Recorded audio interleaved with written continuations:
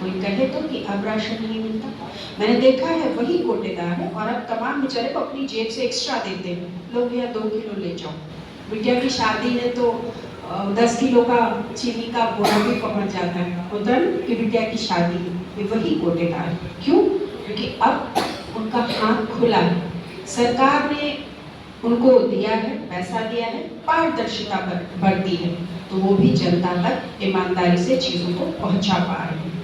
वरना तो कोटा इधर कैंसिल होता था, फिर अटैचमेंट होता था, जिसका कोटा कैंसिल हुआ उससे भी 3 लाख लिए, जहां अटैच हुआ उससे 2 लाख रुपए लिए, फिर वापस लगवाया, फिर 2 लाख हुए।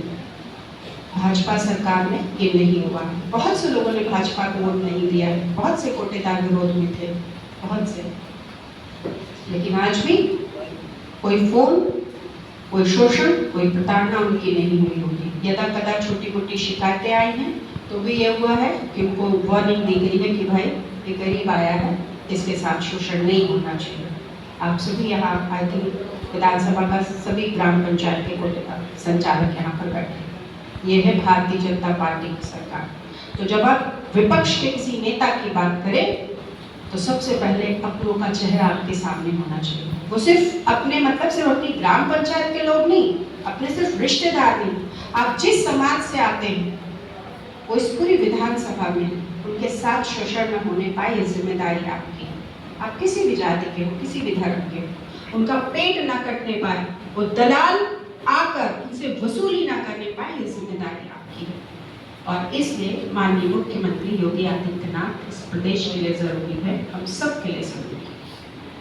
हाल ही में आपने 2 घटनाएं देखी होंगी। एक बच्ची थी जिसने बुर्का पहना था, उसके साथ कुछ लड़के छेड़छाड़ करते हैं, और एक बच्ची जो बाइक पर शायद अपने भाई के साथ जा रही थी, चल शौर्य उसकी पीठ पर हाथ रख देते हैं। वो बच्ची हिंदू थी, जिसने बुर्का पहना था वो मुस्लिम थी। लेकिन दोनों बच्चियों के लिए जो एक पिता का कर्तव्य होता है, एक बड़े भाई का कर्तव्य होता है, माननीय मुख्यमंत्री ने वही निर्णय लिया कि गलत तो गलत, बच्ची किसी की भी हो, बच्ची हमारी है। ये है श्रीमान योगी आदित्यनाथ। वरना तमाम किस्से उठाकर देखिए कि बच्ची, वो लोग जो वोटर हुआ करते थे विपक्ष की पार्टियों के, मैं नाम नहीं लेना चाहती, उनकी भी बच्चियों के साथ गलत हुआ है तो किसी ने संज्ञान नहीं लिया। लेकिन ये भाजपा की सरकार, बेटी किसी की हो, बहू किसी की हो, उसका मान उतना उसने वोट दिया हो या ना दिया हो। इसी विधानसभा में कई घटनाएं हुई, वोट दिया हो या वोट ना दिया हो, नियम बराबर है। ये इसलिए क्योंकि हमारे मुखिया का नाम श्रीमान योगी आदित्यनाथ है। एक छोटी सी घटना बताना चाहूंगी। एक नेता एक मुस्लिम की जमीन दबाना चाहते थे और एक विधवा औरत थी, जमीन की कीमत 15 करोड़ रुपए। ठीक, उसने मुझे वोट नहीं दिया था, आगे भी नहीं देगी, क्योंकि लोकतंत्र है, उसकी संवेदनाएं कहीं जुड़ी, लेकिन मेरा धर्म कहता है कि मैं उस महिला के लिए खड़ी हूँ। मुस्लिम थी, उसकी जमीन आज भी है। मुझे लोगों ने अपमानित किया, मेरे लिए अभद्र टिप्पणियां की, क्योंकि उनको पता था विधायक खड़ी हैं, इसलिए अराजकता नहीं हो पाएगी। जमीन आज भी उसी मुस्लिम परिवार के पास है और आगे भी रहेगी। ये मेरी उन्नाव रोड पर एक मुस्लिम जिसकी जमीन की कीमत 22 करोड़ रुपए किसी ने खुद लगाई।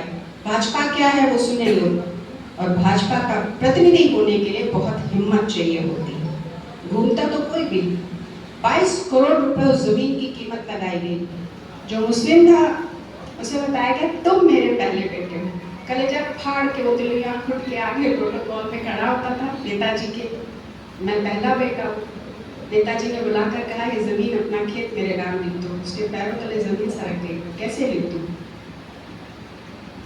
अगले दिन गंभीर चीजें, ये मुकदमा वो मुकदमा, ये सब पुलिस के रिकॉर्ड में जबरन लिखाया गया, फर्जी। लेकिन भाजपा के विधायक होना, आज भी वो 22, कीमत तो बहुत ज्यादा है उस जमीन की, वो करोड़ों रुपए की बेशकीमती जमीन उस मुस्लिम के पास है जिसने मुझे वोट नहीं दिया था। ये इसलिए बता रही हूँ कि ये है भारतीय जनता पार्टी की सरकार, ये है भारतीय जनता पार्टी के जनप्रतिनिधि। जब मुद्दा आए तो ऐसे लोगों के साथ खड़े होइए जो आपके लोगों के लिए खड़े हों। बहुत से लोगों ने, बहुत से बूथ ऐसे थे जो 100% में एक वोट नहीं निकला, लेकिन मुख्यमंत्री जी ने कहा कि जमीन जिसकी है उसकी रहेगी, वो मुस्लिम हो, वो हिंदू हो, वो कोई भी हो, किसी की जमीन अब कोई कब्जा नहीं करा सकता।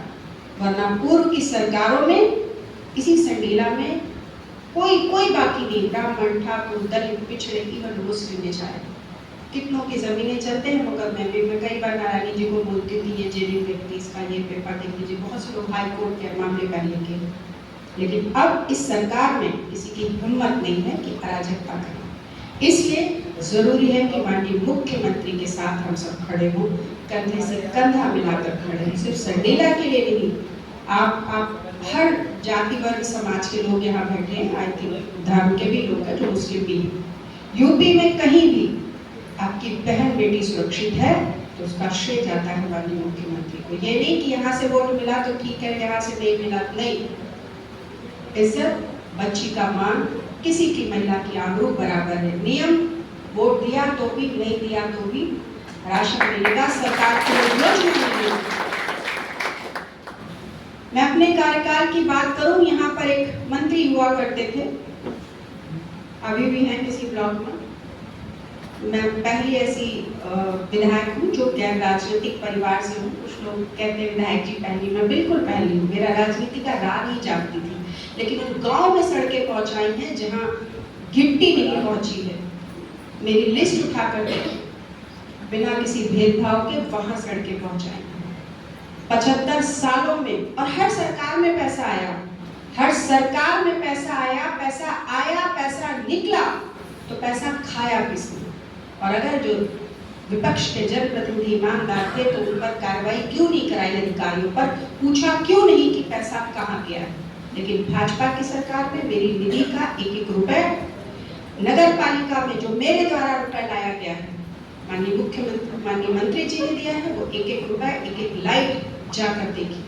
चौका रोड हो, रिंग रोड हो, माँ शीतला माता मंदिर हो, रामलीला मैदान हो, महावीर की सड़क हो या गल्ला मंडी की सड़क हो, 15 साल बाद ऐसा हुआ है कि गल्ला मंडी में पानी नहीं। और ये कहने वाले लोग, वो जो बेचारे पट्टा लगाकर बेचते हैं, वो विधायक जी आपकी वजह से पानी नहीं भर पाया, मेरे लिए गर्व की बात है।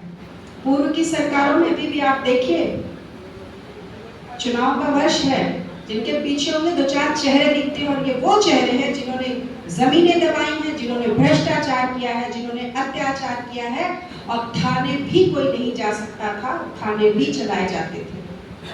आज 4.5 वर्ष हो गया है, अगस्त आ गया है, और मेरे पीछे 4 लोग, बताइए कि 4 कॉन्टिन्यूसली आपको चेहरे दिखे हो, जो ठेकेदारों जो कहें कि भाई अगर हमसे मिलोगे तो ही विधायक जी मिले, बाकी सबके पीछे लोग घूम रहे हैं। अगर आपको रेट हर चीज का बड़ा ईमानदारी का फिक्स था, थाने फोन कराना है 5,000, जमीन का मामला एसडीएम को कराना है 10,000, लेकिन आज ये भाजपा की सरकार है, ये आपका दिया वोट है, ये आपके लोगों की ताकत है कि माननीय मुख्यमंत्री ने बेहद पारदर्शिता बरती है। आप सबसे भी यही कहूंगी कि अपने बच्चों के लिए, भविष्य के लिए एक ऐसी सरकार के समर्थन में खड़े हुए माननीय मुख्यमंत्री के लिए। और जो कोई काम करता है उसी से छोटी मोटी गलतियां हो सकती हैं, संभव है। यदि कहीं आपको कोई चीज लगती है, आप आइए, अपनी बात रखिए, और सरकार स्वतः संज्ञान लेती है। मुख्यमंत्री जी ने आप लोगों के द्वारा जो ज्ञापन दिए गए, आपके अध्यक्षों ने ज्ञापन दिया, उसका संज्ञान लिया कि हाँ समय बढ़ रहा है, महंगाई बढ़ रही है और हमें बोनस बढ़ाना चाहिए। संज्ञान लेती है सरकार, चूंकि प्रदेश बड़ा है, मामला करोड़ों अरबों का है, और ये सिर्फ एक नहीं कि 1 महीने दे दिया बंद दिया, हमेशा के लिए। तो चीजें उनको व्यवस्थित करने में और एक पारदर्शिता में, जो बोनस पहुंचे, हमारे जो अन्नपूर्णा संचालक है उनको पहुंच जाए, उन पर कोई उंगली ना उठने पाए, ईमानदारी से वो भी अपना काम करने पाए। तो एक प्रक्रिया के निर्धारण में थोड़ा समय जरूर लगता है। अपना स्नेह, अपना प्रेम यूं ही माननीय मुख्यमंत्री के साथ बनाए रखिए। आप में से किसी को भी यदि कहीं कभी कोई जरूरत हो, आप किसी भी धर्म के हैं, आपने सपा को वोट किया है, बसपा को किया है, मेरे साथ नहीं थे तो भी मैं आपकी विधायक हूँ, आपके साथ हूँ, आप कभी भी मेरे कार्यालय पर आ सकते हैं। बहुत बहुत धन्यवाद, बहुत बहुत आभार यहाँ आने के लिए। और एक चीज विशेष रूप से कहूँगी कि बच्चियों को पढ़ाइए जरूर। मैंने अभी भी देखा है, बच्चियों को पढ़ने के लिए प्रेरित करिए। और ये इसलिए कह रही हूँ कि इस मंच पे आज आप देख रहे हैं कि हम सिर्फ महिलाएं बैठी हैं, ये मैं मतलब एक कर्नल हूँ। आप नारायणी को भी देख रहे हो। नारायणी आपको शायद नहीं पता हो तो मैं बताऊं कि नारायणी आईपीएस भी रही है और आईपीएस छोड़ के ये आईएएस बनी है। ये इस बात का जिक्र मैं क्यों कर रही हूँ? जो लोग कहते हैं कि ये है वो है, अगर आप में योग्यता है तो किसी की हिम्मत नहीं है कि कोई आपको रोक ले। अगर आज के टाइम में चपरासी की नौकरी मिलती है तो नो डाउट लगता है कि हम ये आईपीएस छोड़कर आईएएस बनी है।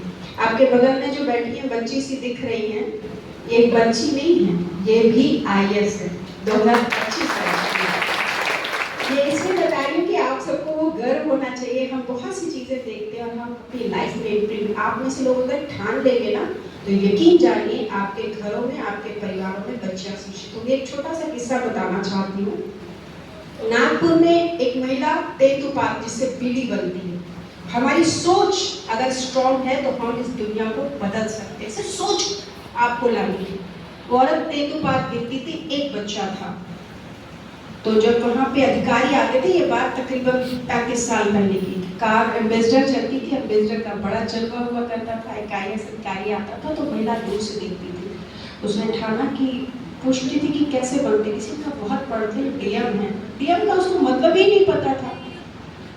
तो पता चला कि साहब डीएम के पास कार होती, अब तो घर घर कार है। वो औरत तेंदुपात गिरती थी, तेंदुपात जो बीड़ी बनते हैं और बहुत हल्का पत्ता होता है। जब पूरे दिन जो तेंदुपात आज भी नागपुर में बिकते हैं, उनके पैर फट जाते हैं, हाथ फट जाते हैं, बड़ी दयनीय स्थिति होती है, गरीबी बहुत है। आदिवासी बेल्ट की बात करें, उस औरत ने ठाना कि मैं अपने बच्चे को डीएम बनाऊंगी। डीएम क्या होता है नहीं पता था, डीएम पता था कार मिलती है, सारे लोग उसके आसपास होते हैं, बहुत बड़ा बाबू होता है।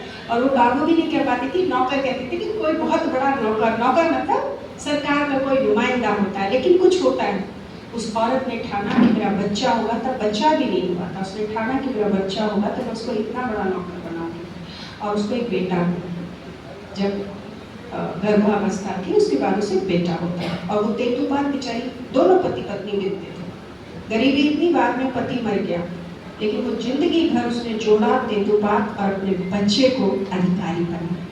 और उनका बेटा बहुत बड़ा अधिकारी है भारत सरकार में।